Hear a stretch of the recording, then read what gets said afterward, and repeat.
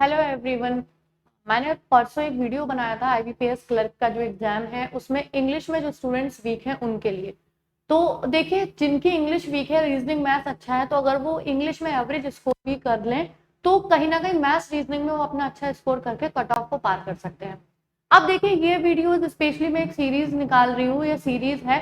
ये students week जो English में होते हैं ना, यानी सब कर लेते हैं बाकी, लेकिन इंग्लिश में वीक होते हैं और उन इस बात का फियर उनको बहुत ज्यादा लगता है। और ऑब्वियसली बात है एक सब्जेक्ट का वीक होना। तो मैं इसमें आपको कुछ बेसिक बेसिक सी ऐसी चीजें बताऊंगी, चाहे वो रीडिंग स्किल्स की हो, चाहे वो रूल्स की हो। देखिए, रीडिंग स्किल्स के जो है वो मैं अगले वीडियो में बताऊंगी। इस वीडियो में मैं आपको कुछ इंपॉर्टेंट एरर कराने वाली हूँ जो आपके देखिए एरर छांटने को आते हैं, उसमें सेंटेंस इंप्रूवमेंट आते हैं, उसमें कभी कभी फ्रेजल रिप्लेसमेंट जो आता है उसमें भी हमें वर्ब और इसकी जरूरत होती है, और इंटरचेंज ऑफ सेंटेंस वर्ड्स जो भी आते हैं, ग्रामर रिलेटेड जितने भी पार्ट है उस सब में आपको ये इंपॉर्टेंट मिलेगा। इससे कुछ कुछ रिलेटेड रूल्स मिलेंगे।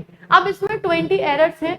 उन एरर्स से लगे हुए जितने भी रूल्स हैं मैं आपको सब बता दूंगी, क्योंकि देखिए अब ये पॉसिबल नहीं है कुछ टाइम बाद एग्जाम है कि मैं आपको बेसिक से पढ़ाना स्टार्ट करूं, एबीसीडी सब रूल बताऊं कि नाउन क्या होता है, प्रोनाउन क्या होता है, ये हम सब जानते हैं। हमें वहां पे सीधे सीधे एरर छांटना है, सेंटेंस इंप्रूवमेंट करना है। नाउन सब जानते हैं, सब्जेक्ट और किसी चीज के नाम को बोलते हैं, प्रोनाउन डेफिनेशन सबको पता होंगी, ठीक है ना। अब उनके रूल्स कहाँ पे एग्जाम में काम आते हैं और कैसे ज्यादातर रूल्स पूछे जाते हैं उनको हम डिस्कस करते हैं। बहुत बेसिक से बताने वाली हूँ, इसलिए मैंने बहुत छोटे छोटे से सेंटेंस रखे हैं ताकि रूल्स को आप रिलेटेड कर पाओ। और देखिए, मैं आपको एक चीज और बताऊंगी। देखिए, अगर आपको लगता है आपकी रीडिंग स्किल्स अभी उतने नहीं है बट आप कुछ कुछ क्वेश्चन छाट लेते हो, तो अभी वीक स्टूडेंट्स को क्या करना है, थोड़ा थोड़ा हर पार्ट में से निकालना है। उसे लगता है मेरी ग्रामर बहुत अच्छी नहीं है, लेकिन वो बेसिक रूल सीख ले, वहां से कुछ क्वेश्चंस निकल आएंगे। आपको लगता है मेरी रीडिंग में पूरा पैसेज नहीं समझ पाऊंगा, लेकिन अगर 8 सवाल आए तो मैं 4 तो कर लूंगा, वो समझ लीजिए। अगर आपको लगता है मैं सारा पूरा रीअरेंजमेंट नहीं लगा सकता लेकिन पहला और लास्ट सेंटेंस सीख सकता हूं, आप वो सीख लीजिए। यानी अगर एक आधा आधा 50-50% भी हर पार्ट में से सीख लिया जाए तो आप वहां पे एक एवरेज स्कोर तक पहुंच सकते हैं, ठीक है ना। तो डरने की कोई जरूरत नहीं है, बस चीजों को समझिए कि मैं कहां से कौन सा क्वेश्चन निकाल सकता हूं। तो आइए स्टार्ट करते हैं। और 20 रूल्स के थ्रू कम से कम आपके यहाँ 40 रूल्स तैयार होंगे। जो जो इंपॉर्टेंट रूल्स होंगे वो मैं आपको बताती जाऊंगी और आपके एग्जाम में बहुत हेल्पफुल होंगे, ठीक है। तो यहाँ पे देखिए, पहला एक सेंटेंस दे रखा है, many a man have come to India from Bangladesh to live here permanently. देखिए, एक रूल होता है, मैनी के बाद हम हमेशा से पढ़ते हैं कि मैनी के बाद प्लूरल नाउन लगता है। तो यहाँ पे मैनी से मैं आपको दो रूल होते हैं, दोनों बता दें। देखो, मैनी के बाद अगर जस्ट नाउन आएगा तो वो हमेशा प्लूरल आएगा। जैसे कि अगर मैंने बोला मैनी बॉयज, ठीक है ना, यहाँ पे ऑब्वियस सी बात है। और इसके बाद आने वाली जो वर्ब आएगी वो भी हमेशा प्लूरल आएगी, इसके बाद जब भी वर्ब आएगी प्लूरल। लेकिन अगर ध्यान रखना, मैनी के बाद ए आ गया तो उसके बाद आने वाला नाउन भी सिंगुलर नाउन होगा और वर्ब भी जो आएगी वो सिंगुलर वर्ब आएगी, ठीक है ना। तो मैनी से आपके दो रूल हो गए। यानी मैनी आपको सेंटेंस में कभी दिखाई दे तो सबसे पहले उसमें ये चेक करो कि उसके बाद, कभी कभी क्या करते हैं, मैनी के बाद ये आपको सिंगुलर दे देंगे, कभी ए के बाद आपको प्लूरल दे देंगे, कभी इसके बाद आपको सिंगुलर वर्ब दे देंगे, कभी इसके बाद आपको प्लूरल वर्ब दे देंगे। यानी इन सब से 3-4 एरर दिए जा सकते हैं मैनी वाले में, ठीक है। तो यहाँ पे हमें पता चल गया मैनी के बाद ए आ रहा है तो ये तो सिंगुलर ठीक दिया है। कभी कभी ये भी गलत दे देते हैं, हो सकता है आपको MEN दे देते, तो हमें यहाँ भी ध्यान रखना है। मैंने क्या बोला, ए के बाद सिंगुलर आना है। तो यहाँ पे गलती है हैव में, हैव की जगह क्या आना चाहिए, हैज, क्योंकि मैनी के बाद ए आएगा तो सिंगुलर नाउन और सिंगुलर वर्ब। तो एक रूल आपको मैनी से पता चल गया, एक रूल से आपको दोनों चीजें पता चल गई। और एरर कहाँ कहाँ आ जाते हैं, देखिए कभी कभी हम रूल्स रट लेते हैं, हमें ये नहीं समझ में आता एरर मोस्टली कहाँ पूछे जाते हैं। तो मैंने आपको ये भी बता दिया कि इससे रिलेटेड जो एरर्स आते हैं वो क्या क्या होते हैं और ज्यादातर एग्जाम में क्या पूछे जाते हैं, ठीक है। चलिए भाई, सेकेंड सवाल पे चलते हैं। और अगला क्वेश्चन है आपके सामने, our football team comprises of sorry skill players. अब यहाँ पे देखिए, कुछ वर्ड्स ऐसी होती हैं जिनके साथ प्रीपोजिशन का यूज नहीं होता है। यानी कि यहाँ पे देखो, टीम है, टीम एक कलेक्टिव नाउन है और कलेक्टिव नाउन के साथ सिंगुलर वर्ब आती है। वर्ब तो ठीक है, क्योंकि प्रेजेंट इंडेफिनिट में सिंगुलर के साथ एस या ईएस लग जाता है, ये हम बचपन से पढ़ते आ रहे हैं। लेकिन कंप्राइज के साथ ऑफ का यूज नहीं होता है। ये कुछ चीजें याद रखने की है, जैसे कि एक आता है रिजेंबल वर्ड, ये बैंकिंग में मैंने एग्जाम दिया है तो एक दो बार मुझे मिला है। अगर रिजेंबल की बात होती है किसी से मिलना, जैसे वो अपनी माँ से मिलती है, तो रिजेंबल के बाद पता है विद दे देते हैं, गलत होता है।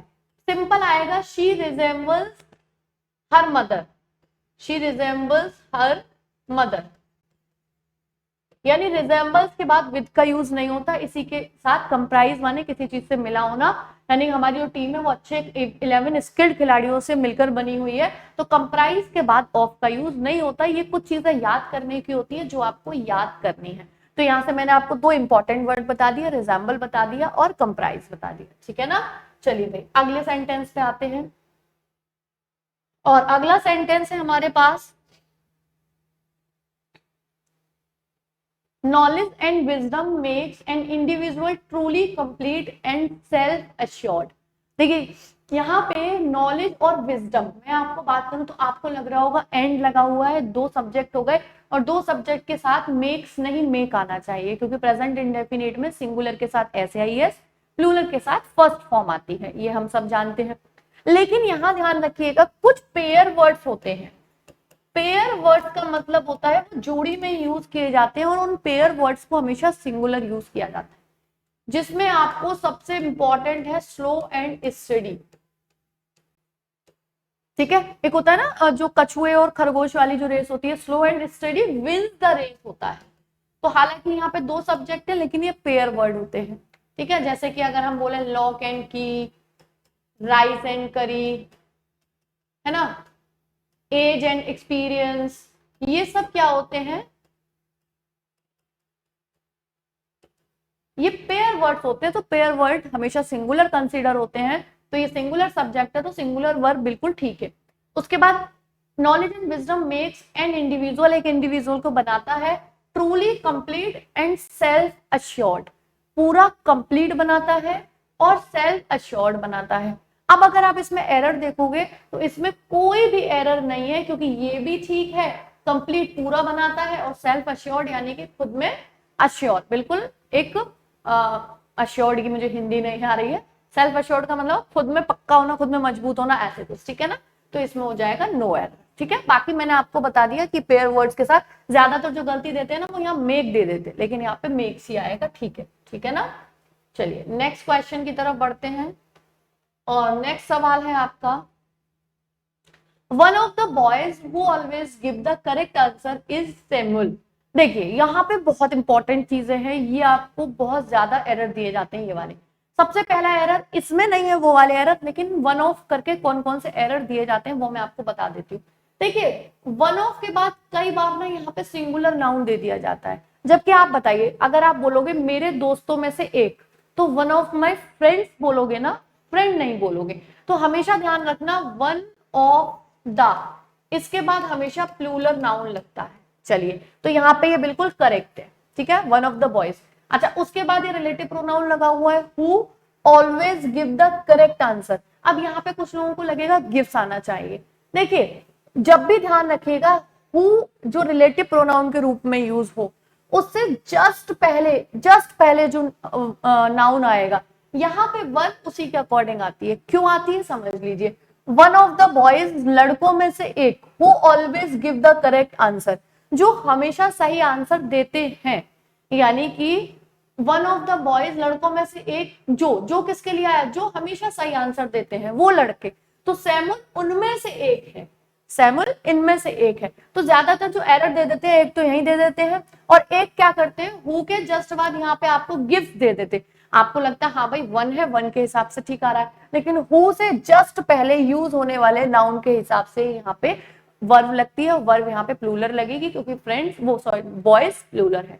तो यहाँ पे वन ऑफ द बॉयज भी ठीक है, who always give the correct answer ये भी ठीक है। अब इस किसके लिए आया, वन के लिए, यानी कि वो लड़के सैमुअल उनमें से है जो हमेशा करेक्ट आंसर देते हैं। तो यहाँ पे इस तो सैमुअल के लिए आया क्योंकि वो एक है, तो बिल्कुल करेक्ट है, इसमें भी नो एरर है, कोई भी एरर नहीं है।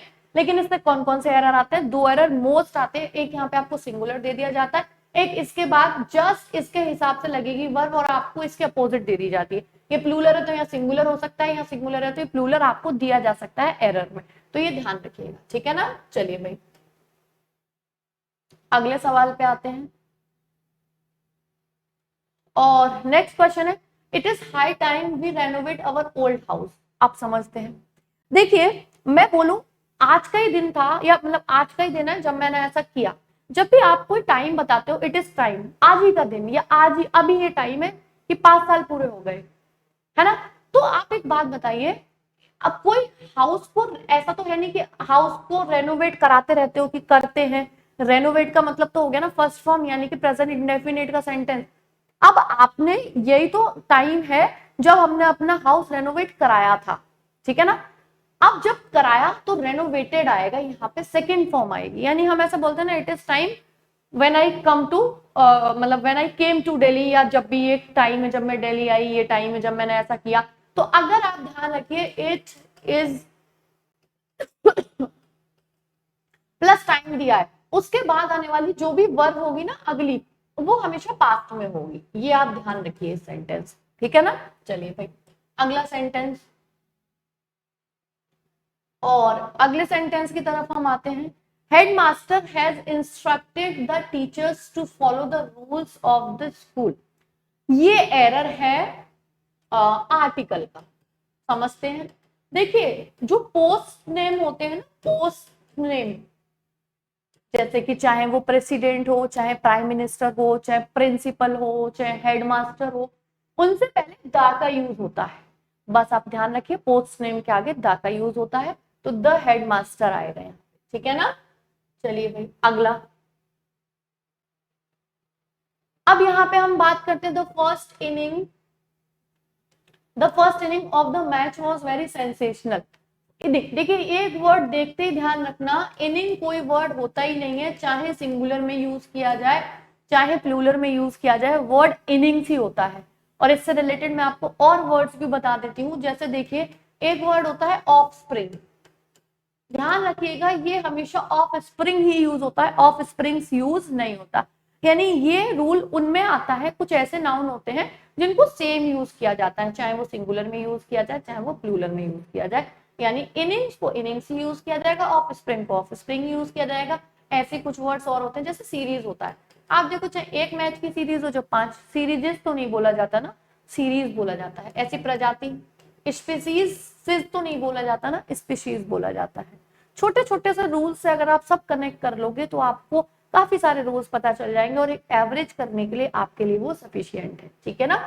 चलिए भाई अगला, how long it takes to travel for Chennai to Trichy. चलिए देखते हैं, अच्छा एरर है।